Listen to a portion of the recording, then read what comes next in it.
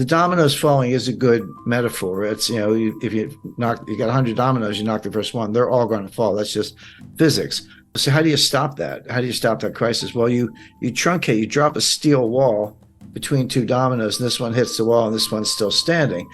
But that's the bailout. The problem is each crisis tends to get bigger than the one before, which means each bailout gets bigger than the one before. My question, are we now at the point where the needed bailout is bigger than the capacity of the central banks, that they've pulled all the rabbits out of a hat, played all their cards?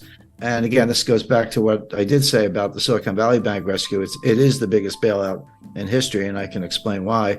But if that's the case, what else do they have? Jim Rickards said that this is the biggest bailout in history. 97% of the Silicon Valley Bank deposit is uninsured. That's really scary, but it is the reality just a couple months back. Many big companies such as eBay and Roku had their deposit in the bank. And also small startups with just 100 employees with $5 million working capital. What happens when the bank can't meet its obligation because they don't have the money?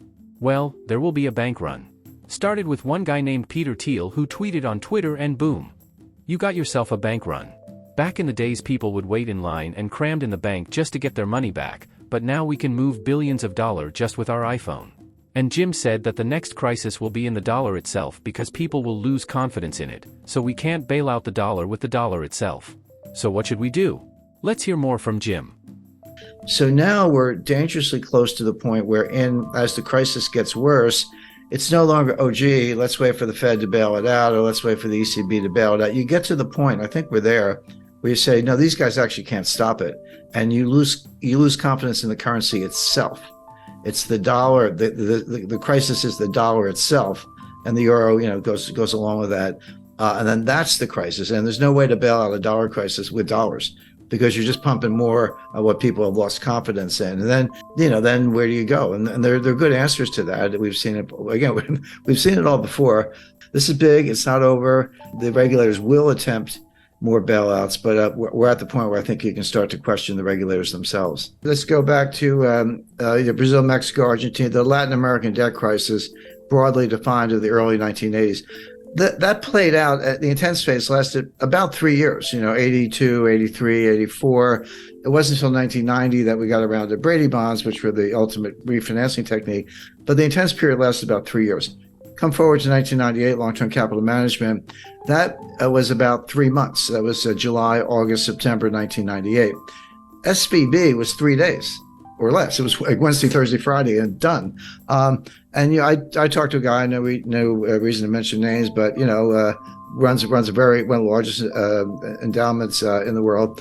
And he said, Jim, we were moving $8 billion out of Silicon Valley Bank, and we got the wire transfer request in, but we didn't know, because you get to close business Thursday. We didn't know until Sunday that the money was going to move. We got a confirmation on Monday. We did end up moving the money, but there was about a 48-hour period there from Friday to Sunday when no one knew that the wires had been completed. The recipients didn't have them. It was just in limbo, and it worked out. One of the big crypto promoters, they had $3 billion in Silicon Valley Bank.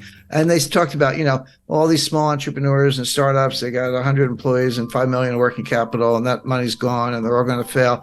There was something to that. But the fact is, you had Roku, Cisco, eBay. I mean, there were huge companies with multi-billion-dollar deposits in that bank. It wasn't all a bunch of little guys. So, but yeah, you can. In the old days, you had to line up around the block, and maybe it was raining. You're standing there in the rain, waiting for your turn to get up to the tower.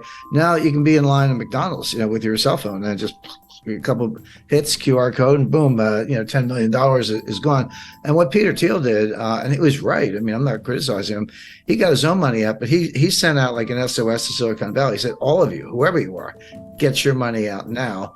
And a lot of people did, and that was that $40 billion. So the time frame is becoming more compressed because of technology. You're exactly right about that, which means that the response function has to be equally compressed, or else you are going to have all the consequences of an honest to goodness global financial crisis. Imagine you're a small business with a working capital of over $250,000.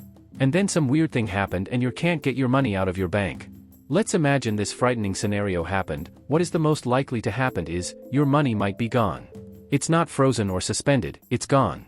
And it's not just in theory, it's already happened. You can hear it directly from Jim Rickards himself. And I'm not sure if everyone knows the sequence, but on Friday night, March 10th, the FDIC took over Silicon Valley Bank. And they issued a press release. And they said, here's what we're doing. We're taking over. We're putting it into what's called a receivership. Anyone with $250,000 or less, your deposits are fully insured. No worries. You'll have your money Monday morning. And over $250,000, your deposits are gone. They didn't say frozen. They didn't say suspended. They said gone. And they gave you a receivership certificate, basically an unsecured printed up IOU from the FDIC, but not money. And it's a receivership certificate. And they said, hang on to them.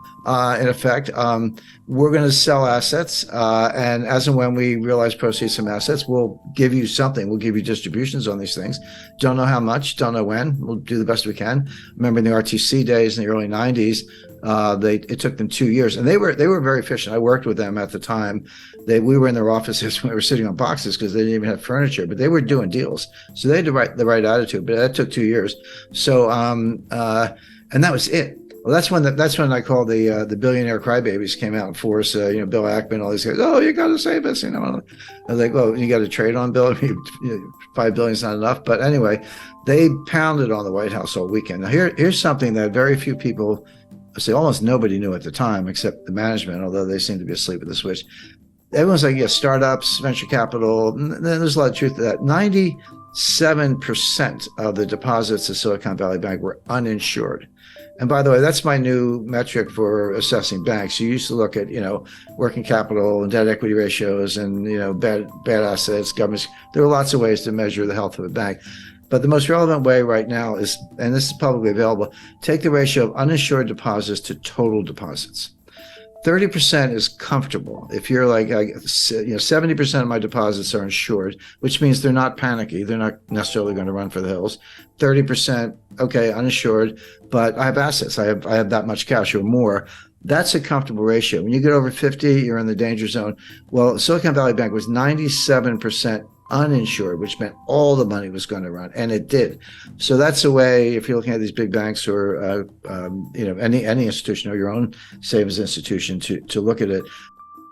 We're not getting political here, but anything that go woke will go broke. SVB invested a lot of their customers' money, well maybe 97% of them, into what Jim Rickards called a green new scam projects, like investing in wind turbines, new battery technologies, electric cars, etc. The point is there's a lot of government subsidies and corruption in the so-called ESG investing.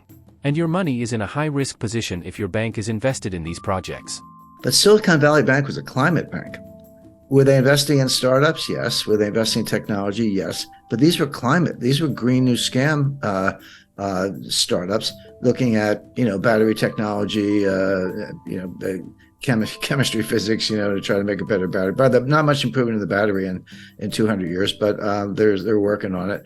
Wind turbines, other sustainable fuel alternatives, et cetera.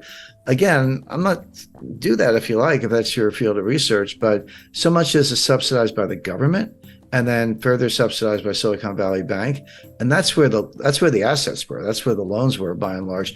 And so the White House is getting hammered, not only because of entrepreneurs, job losses, and by the way, we are in an election cycle here in the United States, but from the greenies who are extremely powerful. So that was Friday night. So Saturday, everyone's crying to the White House. Sunday night at 6 o'clock. By the way, mark that on your calendar. Sunday, 6 p.m. is when they tell you what they're going to do. 6 p.m. Sunday, November 12th, they came out on, March 12th, they came out on Silicon Valley Bank. The following week, 19th, that was Credit Suisse. And then the week after that, it was something else. But they always announce the collapse on Friday and they announce the relief on Sunday. So they have the weekend to work on it. But you got to be careful about 3-day weekends. Easter, Easter's an example. But